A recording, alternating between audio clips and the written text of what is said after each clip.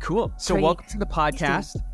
For all the people that are listening, my guest today is Brittany Hoopes from Big Brother season 24. Season 24. When was season 24? How recently was that? Oh, that's this past summer. Yeah. We're fresh off the slate. Yeah. Fresh out the house. Amazing.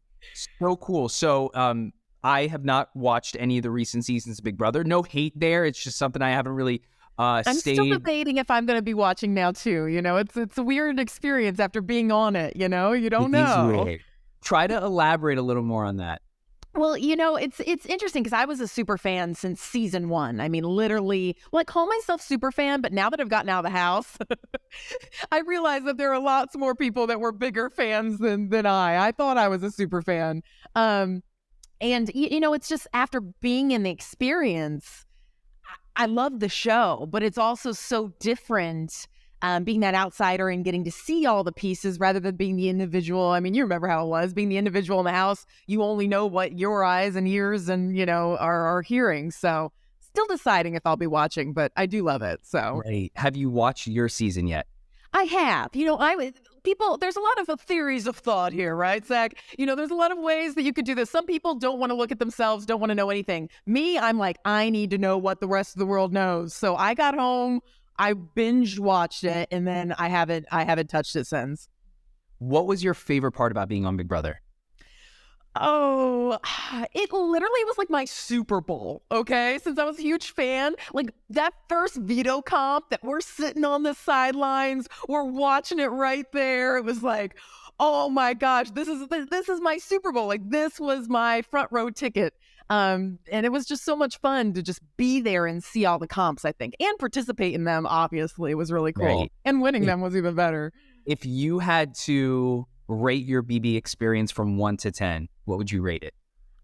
You know, it's one of those things, you know, I'm big into law of attraction and things like that, right? And so it's like, you know, the contrast, right? The better it gets, the better it gets. And I think I would say it was a 10 to answer your question. And even though it was the hardest, most stressful, potentially even most traumatic event in my life, I would still give it a 10. Right. And that's hard to verbalize, even though it was the best thing ever. And it was very hard at the same time. Yeah. It helped me expand in that way and recognizing that something can be both. Right. Did it meet expectations? Did it exceed expectations? You know, I was just so focused on getting on the show that I never let myself. That was my problem, is that I never let myself think about like, oh, once you're on, what will you do? How will it go? What are you expecting? And so I guess I'd say exceeds because it was just beyond anything I could imagine. But I will say I most of my mental energy went towards getting on. And once that happened, it was kind of like, ooh, then you're in it. You know how quickly things move once you're there. I know. It was a very incredible experience, once in a lifetime opportunity. I'm super thankful for my experience on Big Brother and the opportunity to play the game. I think my experience, if I had to rate it 1 to 10, was an 11, if that's even possible on the scale, just because I had the best summer of my entire life. I was genuinely there to just have a good time, and I wasn't really competing for the money. Looking back, I probably should have been a little more disciplined around my strategy, even though I didn't have much of a strategy going into it. But, you know, it was, I think, the entire country saw how much fun we were all having, not just me, but Frankie, Cody, Caleb, Derek, Eden, Donnie, the list goes on of amazing people. And I definitely missed some other people that I didn't name, but we had such a good time, and Big Brother was awesome. However, that is in the past, and the only thing we take with that are amazing memories. And it's time to get back into reality, because living in the Big Brother house is very, very far from reality. It's the opposite of reality, that is for sure. You know, it's ironic. I'm intentional about bringing on guests onto the podcast that are coaches, that are specialists in different fields, whether it's mindset related, mental health related, meditation related, health and wellness related. And I came across your Instagram page, and I just had to reach out because I wanted to connect to you. And full disclosure for all the people that are listening, this is the first conversation that Brittany and I are having, besides a very, very brief 2.5 minute conversation on the phone. But tell us more about what you're up to now. I notice you're a hypnotherapist and a mindset coach, which is something I am super interested in. So tell me and the audience a little bit about those two things.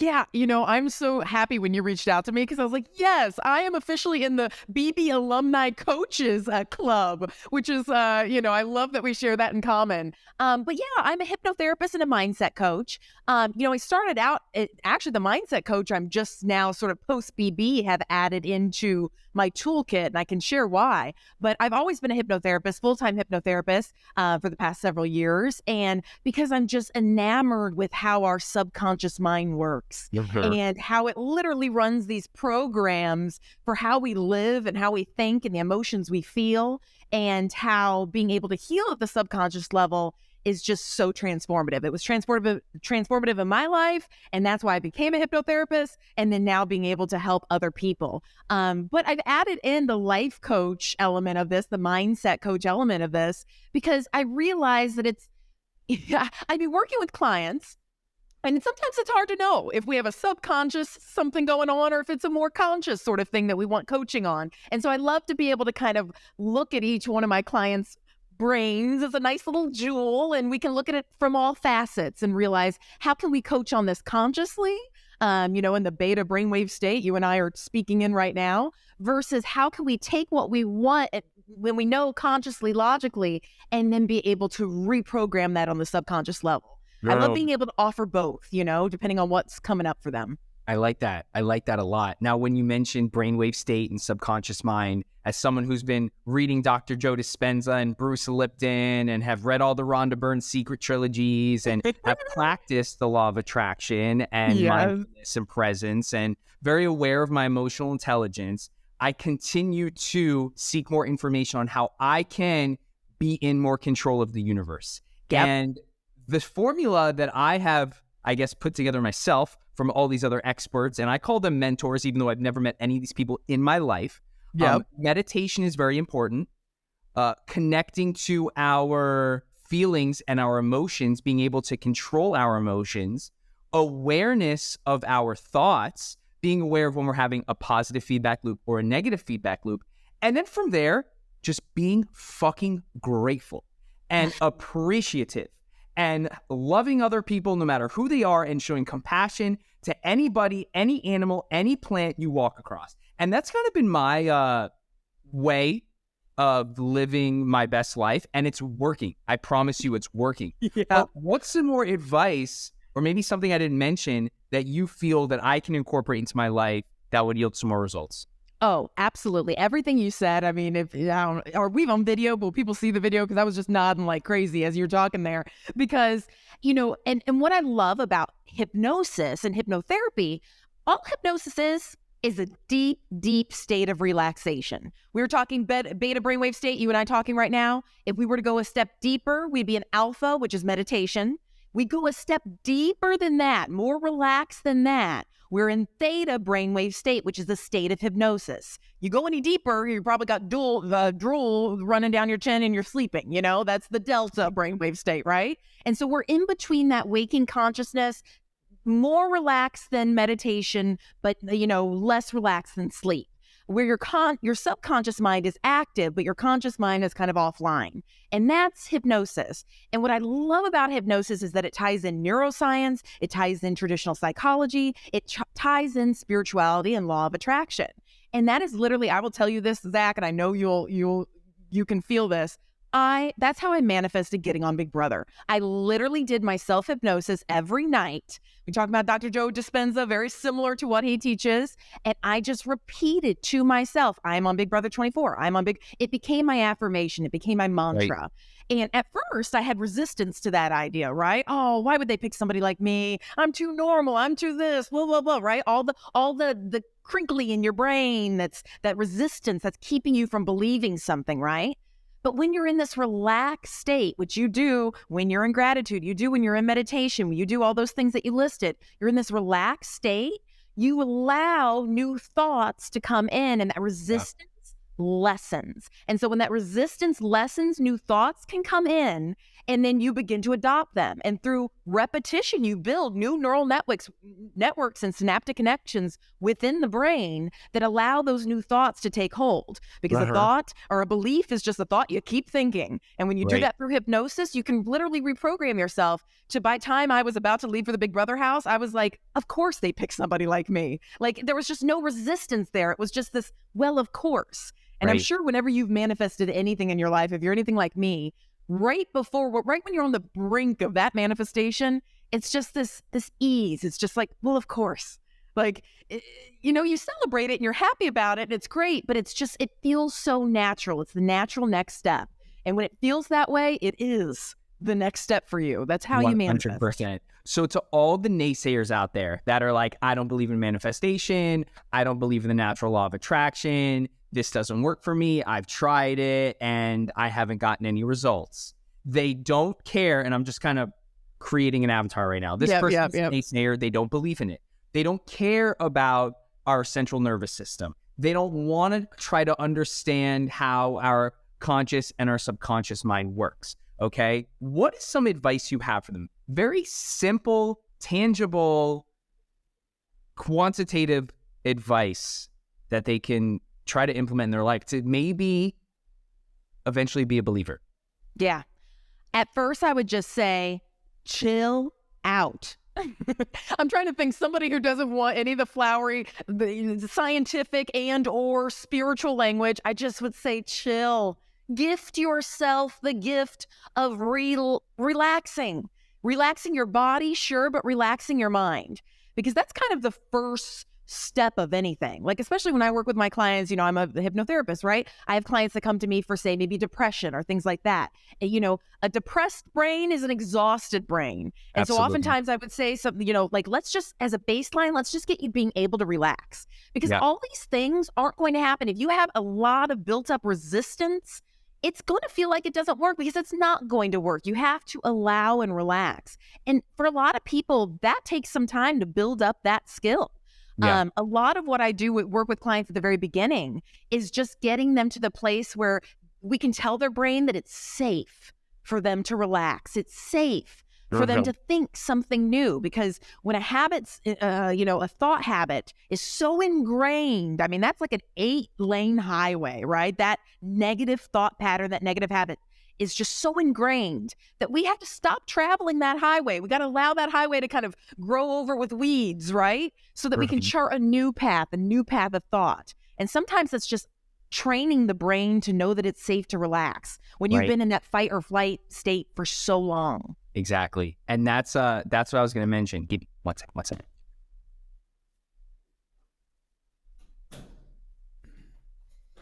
And that's actually what I was going to mention. The one scientific phrase I was going to mention after piggybacking off of what you just mentioned is fight or flight. Back in the day, thousands of years ago, a saber-toothed tiger sees us as we're gathering wood or hunting animals, and it starts running at us. And are we going to fight the saber-toothed tiger? Or are we going to try to kill the saber-toothed tiger? Or are we going to flight? Are we going to run from the saber-toothed tiger? And when our body is in fight or flight mode, I don't know the exact science, but our cells are on high alert. Our dopamine levels are fucking going crazy, and we're not able to relax. So your advice, very simple advice, chill the fuck out. Yeah. Like, you need to learn how to relax the body, relax the mind, because, we cannot create successes and stack wins and step into the greatest version of ourselves if we're in this fight or flight response. So I think that is amazing advice for anyone out there that is a naysayer, that doesn't want to know about the science behind law of attraction or manifestation or anything like this. Just, you really got to figure out a way to relax. And, if relaxing means going on a walk in nature without your shoes on, if relaxing means just like watching Impractical Jokers and laughing, that is great too. Right. So really, really, really great advice. Before I ask you another question, I want you to ask me any questions. Do you have any questions for me? It could be Big Brother related. It could be spirituality related. Yeah, I mean, I would love to hear, hey, there's not even a season of Big Brother out right now after the season I've been on. You've had more time out of the house since then. Like 10 any years. I'm just curious, what does that chapter look like? Especially we're in such similar fields. What does that chapter look like post Big Brother, really getting back to just kind of Question. normal life? Good question. And I don't think I've really answered this question or talked about this much Ooh. on Instagram or on the podcast or any other form of content. It's just it was really tough for me to assimilate back into normal society for a few reasons. I think the biggest thing that was against me mentally was the fact that I was just still so young. And I don't know how old you are. You look very young. I was 23 at the time. How old are you, Brittany? No, I'm 33. So Wow, yeah. You look great. I couldn't imagine being in the house in my young 20s. Like, I just could not imagine that. 23 years old, just graduated from the University of Florida. I was still a frat douchebag. I was obsessed with getting drunk and doing all that fratty stuff, right? And coming off the show, and as soon as we get into that party mode, at least me, I started drinking, I started abusing drugs and alcohol. I had Instagram followers, so I thought I was better than other people. I became narcissistic, pretentious, egotistical. I thought my shit didn't stink. I thought I was God's gift to the earth. I thought I was the funniest, best looking dude that's ever been on the TV show. And I felt that way for a lot of reasons. Number one, because people were paying me $2,000 to go to meet and greets at the time. And people were writing articles about me on pretty reputable websites saying how amazing I did and how America fell in love with me. So it's hard not to believe those things when I'm seeing them on print. And it really got to my head, and I burned a lot of bridges because I was so egotistical. I burned a bridge with CBS. I mean, literally, they asked me to go on The Amazing Race, and I told them I think I said, like, you got to pay me $75,000 or whatever it was at the time. And they're like, absolutely not. Who do you think you are? And I was like, well, I'm the best person that's ever been on Big Brother, and you guys need me. And they were like, no, we don't need you. And you're not that cool. So, don't ever reach out to us ever again. Is really how that happened. And in the beginning, I was like, oh, maybe I shouldn't have done that. Now everything is great. Everything, I really, really believe to my core. I have unwavering conviction that everything happens for a reason. There's no coincidences in life. I'm exactly where I'm supposed to be. I was exactly where I was supposed to be back then.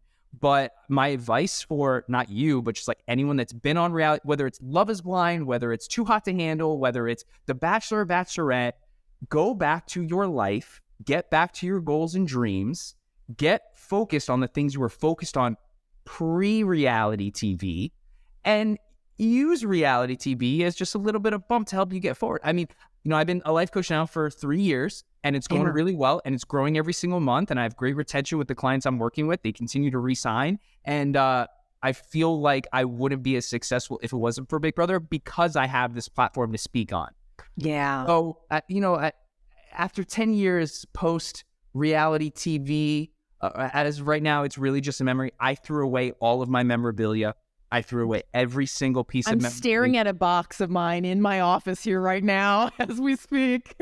I was very triggered by everything. The only thing I kept was my comic book cover, but that's kind of my story about after Big Brother. What are some of your thoughts, or how are you going through it? I'd love to hear that. And can I just say something? And I hope you take this like the best way possible, because that's what it's intended.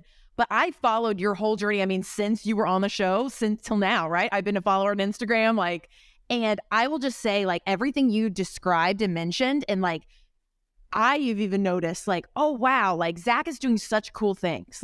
He is just you felt different from the show, but in a really amazing, wonderful, wow, this is an inspiration of someone who's really made their time and their growth after the show.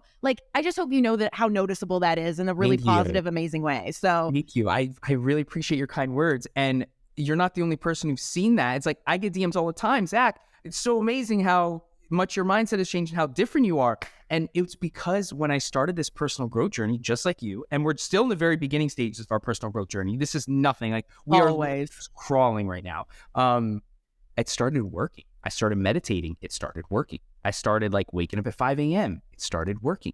Kept seeing results. Started reading more books. Started seeing more results. Started meditating longer. Started seeing more results. Started eating healthier. Started seeing better results. And I was just all right, how can we supercharge this? How can we supercharge this? And in 2020 when COVID hit, I was like, time to start an online business because I've been selling real estate for 8 years and I wanted to be able to make money from my computer and things like that. Let's start the coaching business. And it really wasn't to make $100,000 or $200,000, whatever, to be a coach. It was like, hey, this is going to hold me accountable. I now have a stronger obligation to myself and to my clients to step into the greatest version of myself each and every single day. So it's just it's vertically scaling in so many different ways. And I'm just so happy. And the podcast has been great. And it's been awesome. And that's so cool. This podcast was and still is supposed to be about you, but tell me about your experience, Big Brother. I mean, I love what you said about everything happened for a reason, because that's, especially as I look at my Big Brother journey, and I know you didn't watch last season, but I made it to Final Four, and I was just literally, there was like 4 comps where I was 1 day off, 9 seconds off. Like, Zach, from a manifestation point of view, like the universe was like, Brittany, you are not meant to win this thing. Like, how many comps do we need to have you just barely not win, right? And so I've been wrestling with that. Like, how can someone be that I do a lot of manifestation, but I could never visualize myself. And I'm a very deep visualizer. I could never visualize myself in those final 2 chairs. And that drove me nuts in the house because I'm like, I know something's up here. And what's crazy though is like, I'm sure you remember in the house, like we got all these big buff guys who do all the like group workouts and stuff. Well, it's very mentally taxing in the house too. And even though I didn't tell my other fellow house guests that I was a hypnotherapist, I wanted to give back in sort of like a mental workout sort of way. And so I hosted these can you imagine everybody in the living room, right? Doing group meditation / hypnosis sessions together as a way to sort of just chill out. And what's so funny, and I mean this with 100% authenticity, I forgot about the live feeds. And so I was hosting these group hypnosis sessions that were captured on the live feeds. And so I get out of the house and I just have thousands of messages of people being like, this session changed my life. I did the hypnosis session with you in the live feeds and I felt blah, blah, blah. And so it really, I didn't even think of it, but it just catapulted my business and brought hypnosis and the power of meditation and hypnosis and the subconscious mind to the CBS mainstream audience in a way that I just hadn't even fathomed. And so I really truly believe with some time and reflection that my purpose to be on Big Brother was not to win it, but was to be out there to be able to show people like who I am and what I'm about, build up that trust and rapport with so many people and being able to show them a tool that maybe they didn't have in their toolkit. And now, I'm getting to work with those people, in my practice, and it's just been the most fulfilling, rewarding thing you could ever imagine. So who would have thought manifesting Big Brother was actually manifesting something else? It was just along the path, Unbelievable.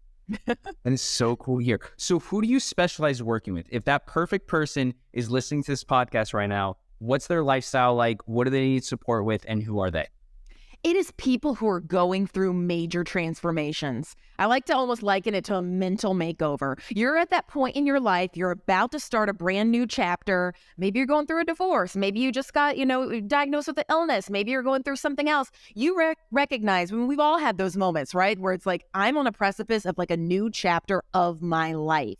And I want the mental, capabilities to really be able to enter into that new chapter in the version of myself who I want to be. I like to do a lot of identity work and future you work. Like, I'm going to help you meet future version of you, whoever you want that to be. And let's do it on the conscious mind level, conscious through coaching, and let's solidify it subconsciously as well through hypnotherapy. And so, of course, I see all different types of people for all different types of things, but I found that it's the person who's just ready to step into that next chapter that they're really, going to benefit from this kind of work the most. Absolutely. Oh, that's awesome. I'm actually interested in some hypnotherapy work. And I would love to maybe even exchange some services. But to all those people out there that aren't following Brittany on Instagram yet, you can follow her at Britt.Hoopes. That's BRITT.HOOPES. I'll drop the link to her website or Linktree below if you're watching from YouTube. If you're listening on Audible, Spotify, or Apple Podcasts, don't forget to leave us an honest review. We recommend 5 stars. And Brittany, it was so great connecting with you, and I look forward to having another conversation soon. Oh, Zach, I could geek out with you about this all day. This was fun. Good stuff, Brittany. Have a great day, and I'll talk to you soon. You too.